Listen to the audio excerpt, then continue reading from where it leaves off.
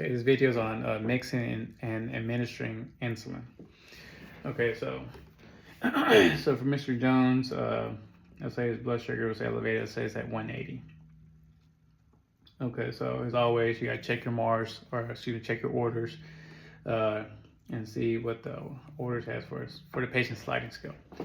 So for we'll say Mr. Jones, we're gonna give him NPH and then regular insulin.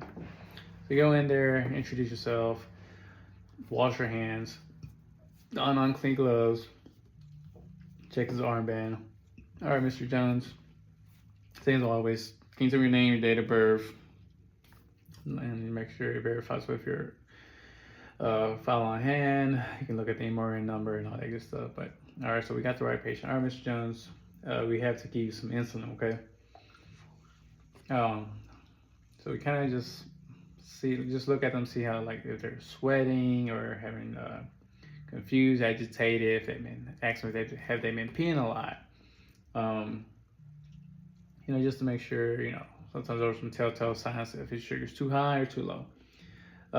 Then look at the skin. They're like, all right, Mr. Jones, where's the last place they gave you insulin at? Oh, my left arm, back of my left arm. Okay. So you just look back there, just look at the skin. Okay. All right, Mr. Jones, so we're going to rotate the side. We're going to do the right arm today, okay? Same thing, look at the right arm. Just make sure, you can use that arm, his back of his arm. All right, Mr. Jones. So I'm going to go ahead and get your insulin ready, okay? Insulin ready. Okay, so you're going to tell him that he has two forms, the NPH and regular, informing the NPH breaks over periods of hours, where compared to the regular insulin where that breaks faster. But these two are just used together just to help control that blood sugar not going too high. Okay, so after all that, you educated them, you looked at the sites, you looked at the skin, you're gonna get your two insulins that are required. So you have to step out and go to the Omnicell.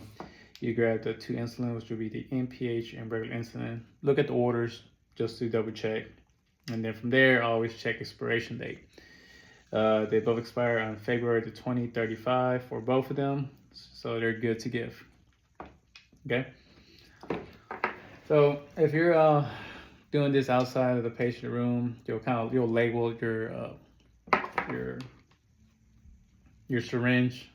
Oh my, going blank. Your syringe, and sometimes they're important. Print out like a little form or a little thing to put on them. But anywho, so we got the two insulins. So you always do you add air to cloudy, then clear, and then you draw back from clear to cloudy. All right, so we'll just say we're going to take 10 units of NPH. So you draw back 10. If it's already been open, you can get a alcohol pad and clean on top of the valves. So let's say I'm going to clean both of them. We got 10 out. Okay.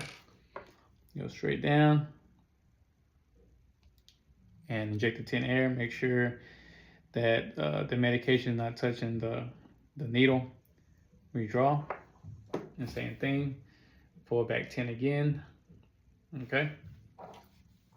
And then you're going to place it in the NPH. No, excuse me, in the regular insulin this time. Same thing, straight down. Measure the air, but this time you're going to go upside down, and then you're going to take back the 10 units of regular insulin. And then make sure you're at 10. Make sure there's no air bubbles. Okay. Okay, so you got your 10 units of insulin, regular insulin. There's no bubbles. Same thing. Go straight into the NPH. Make sure you don't press down on plus you're pulling back. And you're going to take 10 more units of NPH. Okay. And the same thing. Make sure you don't push in, because now you got two forms of insulin in there. Oh. Put that needle back in, secure it safely in the wrong place. There we go. Okay. Okay. So like I said, if we're outside the patient room, we'll put a label on it. So we put a label on it. We put that back in on the cell. We go back into the patient room. All right, Mr. Jones, I'm here back with your medication. Always check the orders again. Okay. And like I said, we got 10 units of both regular and 10 units of NPH. The same thing always. I think use that bracelet. All right, Jones, have your name, date of birth, look at the MRN number, make sure it matches with make sure it matches everything with the file you have on hand, make sure you're in the right patient room. Okay, so all that's verified. Okay. And all right, so then you go, all right, Mr. Jones, let me see your right arm, back of the arm. So get his arm, we're gonna just use this as an example.